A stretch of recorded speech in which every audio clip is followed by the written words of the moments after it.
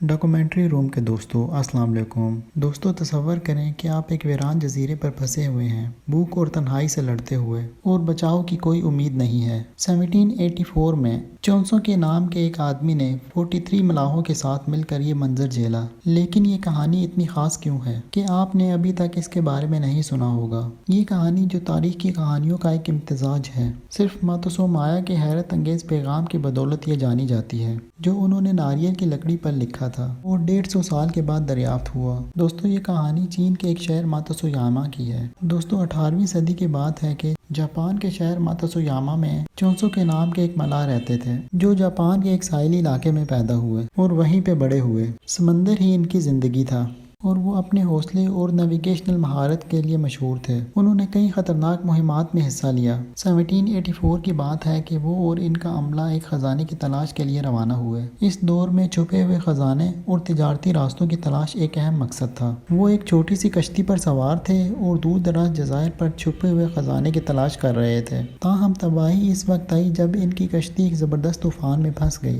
جس کے نتیجے میں وہ ایک دور دراز جزیرے پہ جا کے پھنس گئے۔ محدود سپلائی کے ساتھ چونسو کے اور اس کے عملے کو سخت حالات کا سامنا کرنا پڑا۔ یہ جزیرہ بنجر تھا اور خوراک اور تازہ پانی کا کوئی خاص ذخیرہ نہیں تھا۔ انہوں نے جزیرے پر کچھ کھانے کی چیزیں تلاش کرنے کی کوشش کی۔ جب انہیں ڈھونڈنے پر بھی کچھ نہ ملا تو وہ پرندے اور مچھلی پکڑ کر زندگی گزارنے کی کوشش کرنے لگے۔ ان کی پناہ گاہ عارضی تھی اور وہ قدرتی عناصر کا سامنا کر رہے تھے۔ جیسے جیسے دن گزرتے گئے ان کی بقا کی جنگ مزید مایوس کن ہوتی گئی۔ دن کے دوران وہ شدید دھوپ کی وجہ سے پگھل جاتے اور پانی کی کمی کا شکار ہو جاتے، جبکہ سرد رات ان کے لیے ایک الگ قسم کا عذاب تھا۔ ایک کے بعد ایک عملے کے ارکان بھوک اور پانی کی کمی کا شکار ہونے کی وجہ سے مرنے لگے۔ ان کے جسم کمزوری کا شکار ہو گئے تھے کیونکہ ان کو پراپر کھانا نہیں مل رہا تھا اور پانی کی کمی بھی ایک مستقل مسئلہ تھا۔ چند بار بارش ہونے کی وجہ سے انہیں وقتی طور پر راحت مل جاتی تھی، لیکن وہ ان کے لیے مستقل حل نہیں تھا، جیسے زخموں کی وجہ سے انفیکشن۔ وہ سرد راتوں میں ہائپوتھرمیا اور دن میں ہیٹ سٹروک کا شکار تھے۔ چونسو کے جو اس گروپ کے لیڈر تھے وہ بھی شدید تکالیف کا شکار تھے، لیکن پھر بھی بقا کی جنگ لڑ رہے تھے۔ وہ اپنی نیویگیشنل مہارت کا استعمال کرتے ہوئے سگنل دینے کی کوشش کرتے رہتے تھے۔ اس دور میں مدد اور بچاؤ کی توقع تقریباً ناممکن تھی کیونکہ دور دراز کے جزیرے کم ہی آباد ہوتے تھے اور کوئی مواصلاتی نظام بھی نہیں تھا۔ ان کی کوششوں کے باوجود کوئی بھی ان کی مدد کو نہ آ سکا اور ہر گزرتے دن کے ساتھ ان کی بچاؤ کی امیدیں ختم ہوتی گئیں۔ چونسو کے نے ان کی تکالیف کو پیغام میں قلم بند کیا، جس پر اپنے عملے کے حالات اور ان کی تکالیف بیان کی کہ وہ کس طرح جزائر پہ پھنسے اور کس طرح بدترین حالات کا سامنا کر رہے ہیں۔ دوستو جب حالات مزید نا امید کن ہو گئے تو چونسو کے نے سمجھا کہ ان کی کہانی کبھی نہیں جانی جائے گی جب تک کہ وہ کوئی اہم قدم نہ اٹھائیں۔ اس نے طے کیا کہ وہ ان تکالیف کا ریکارڈ چھوڑے گا۔ اس نے ناریل کی لکڑی اکٹھی کی اور اس پر پیغام لکھنا شروع کیا۔ اس پیغام میں عملے کے ارکان کے نام اور ان کی تکالیف کی مختصر تفصیل شامل تھی،